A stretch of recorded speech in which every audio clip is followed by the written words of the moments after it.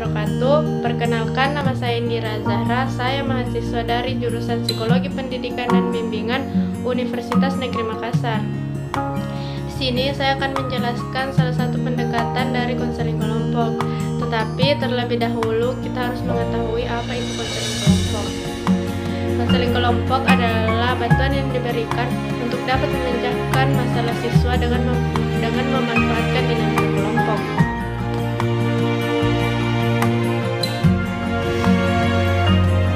Pada video kali ini saya akan menjelaskan tentang pendekatan behavioral atau pendekatan behavioral terapi atau terapi perilaku. Pertama yaitu istilah modifikasi perilaku dan terapi perilaku seringkali digunakan secara bergantian, tetapi mereka mempunyai makna yang berbeda.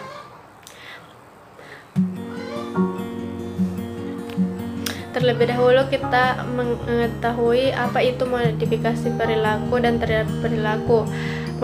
Modifikasi perilaku adalah sebuah pendekatan terhadap penilaian, evaluasi, dan perubahan perilaku yang berfokus pada pengembangan perilaku adaptif, produk sosial, dan pengurangan perilaku maladaptif dalam kehidupan sehari-hari.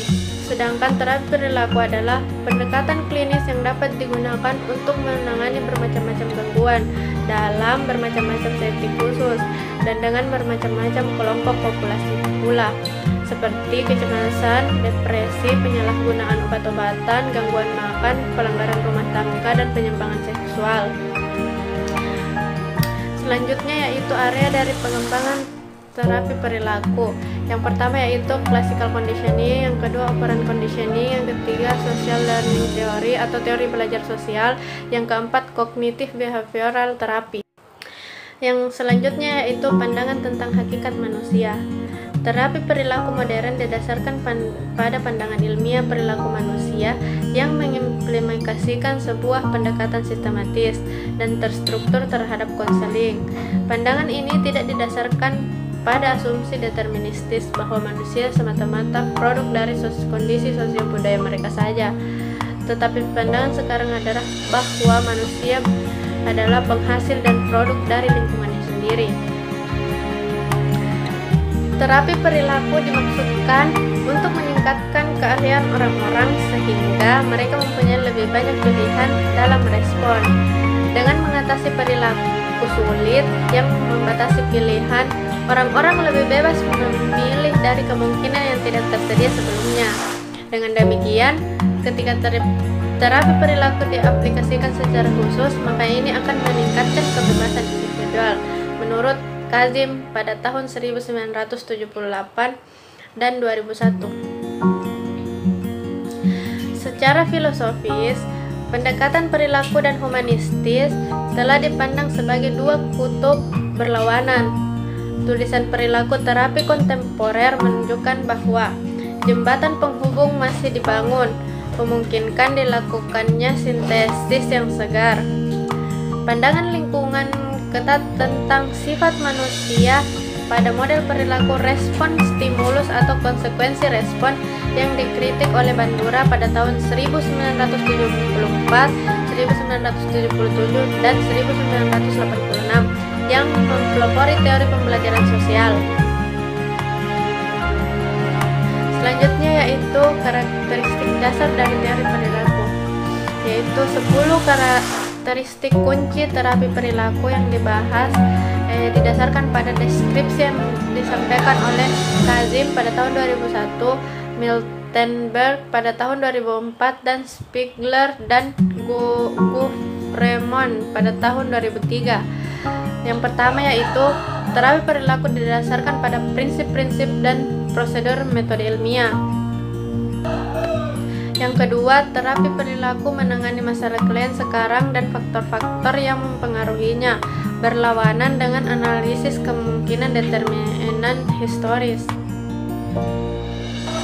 Yang ketiga yaitu klien yang terlibat dalam terapi perilaku diharapkan berperan aktif dalam melakukan aksi tertentu dalam menangani masalah mereka.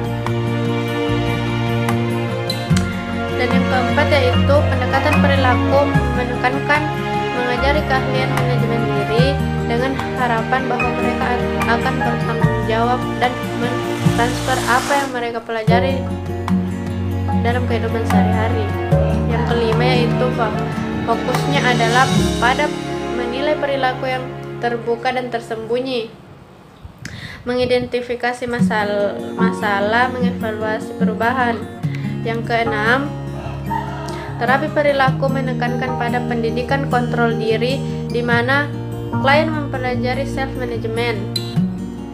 Yang ketujuh, intervensi penanganan behavioral secara individual diatur terhadap masalah spesifik yang dialami oleh klien. Dan yang kedelapan, praktik terapi perilaku didasarkan pada kerjasama kolaboratif antara terapis dengan klien. Yang kesembilan yaitu penekanan diarahkan kepada aplikasi praktis. Dan yang kesepuluh, terapi berusaha mengembangkan produk budaya spesifik. Selanjutnya yaitu tujuan dari terapi perilaku, yaitu tujuan umum terapi perilaku adalah meningkatkan pilihan pribadi dan menciptakan kondisi pembelajaran baru. Klien dengan bantuan dari terapi mendefinisikan tujuan khusus dari luar proses terapi. Walaupun penilaian dan penanganan terjadi bersama-sama, penilaian formal terjadi sebelum penanganan untuk menentukan perilaku yang menjadi target perubahan. Tujuan perilaku kontemporer menekankan kepada peranan aktif klien dalam memutuskan tentang penanganan mereka. Terapis membantu klien memformalisasikan tujuan spesifik yang dapat diukur. Tujuan harus jelas, konkret, dapat dipahami dan disetujui oleh klien dan konselor. Tujuan harus jelas. Dalam proses menentukan tujuan terapi ini berhubungan dengan negosiasi antara klien dan konselor yang menghasilkan kontrak yang memadu pelaksanaan terapi perilaku, dan klien mengubah tujuan melalui proses terapi ketika dibutuhkan. Selanjutnya yaitu peran dan fungsi konselor. Dalam proses terapi perilaku, konselor cenderung aktif dan direktif agar berfungsi sebagai konsultan dan pemecahan masalah. Praktik memperhatikan isyarat yang ditujukan oleh klien dan mereka mau mengikuti dengan klinisnya. Mereka menggunakan beberapa teknik yang umum terhadap pendekatan lain seperti merangkum, refleksi, klarifikasi, dan pertanyaan terbuka. Fungsi lain dari konselor adalah pemodelan bagi klien menurut Bandura pada tahun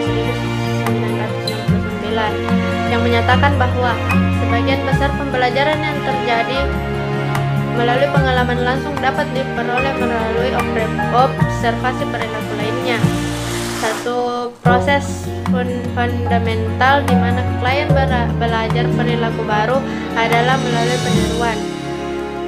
Selanjutnya yaitu hubungan konseli dan konselor. Beberapa penelitian dan bukti klinis menunjukkan bahwa hubungan terapi bahkan dalam konteks orientasi perilaku dapat memberikan kontribusi signifikan terhadap proses perubahan perilaku menurut Greenwald pada tahun 1994. Sebuah hubungan terapi meningkatkan kesempatan klien. Selanjutnya itu terapi perilaku dikarakteristikkan oleh peranan aktif dari klien dan terapis. Sejumlah besar dari peranan konselor adalah mengajarkan keahlian konkret melalui instruksi, pemodelan, dan umpan balik kinerja. Selanjutnya yaitu tahap-tahap konseling kelompok. Kelompok behavioral dapat berfungsi dalam berbagai cara. Roseholder dan Kazokap mengungkapkan tahapan spesifik dan prinsip-prinsip secara universal yang digunakan dalam kelompok behavioral. Tahapan tersebut yang pertama yaitu pembentukan kelompok atau forming the group. Yang kedua, membangun kelompok awal. Yang ketiga, membangun keterbukaan dan pertukaran di dalam kelompok. Yang keempat, membangun kerangka kerja behavioral untuk seluruh peserta. Selanjutnya yaitu teknik-teknik konseling. Yang pertama yaitu systematic desensitization, yaitu teknik spesifik yang digunakan untuk menghilangkan kecemasan dengan kondisi rileks saat berhadapan dengan situasi yang menimbulkan kecemasan yang bertambah secara bertahap. Yang kedua, teknik relaksasi. Teknik yang digunakan untuk membantu konseling mengurangi ketegangan fisik dan mental dengan latihan pelemasan otot-otot dan pembayangan situasi yang menyenangkan saat pelemasan otot-ototnya sehingga terjadi kondisi rileks baik fisik maupun mentalnya. Dan yang ketiga yaitu teknik flooding, yaitu teknik yang digunakan untuk membantu konseling mengatasi kecemasan dan ketakutan terhadap suatu hal dengan cara menghadapkan konseling tersebut dengan situasi yang menimbulkan kecemasan secara berulang-ulang sehingga berkurang kecemasannya terhadap situasi tersebut. Yang keempat, reinforcement atau teknik yang digunakan konselor untuk membantu meningkatkan perilaku yang dikehendaki dengan cara memberikan penguatan terhadap perilaku tersebut. Yang kelima yaitu modeling, teknik untuk memfasilitasi perubahan tingkah laku konseling dengan menggunakan model. Mungkin hanya sekian yang dapat saya sampaikan. Kurang dan lebihnya mohon dimaafkan. Assalamualaikum warahmatullahi wabarakatuh.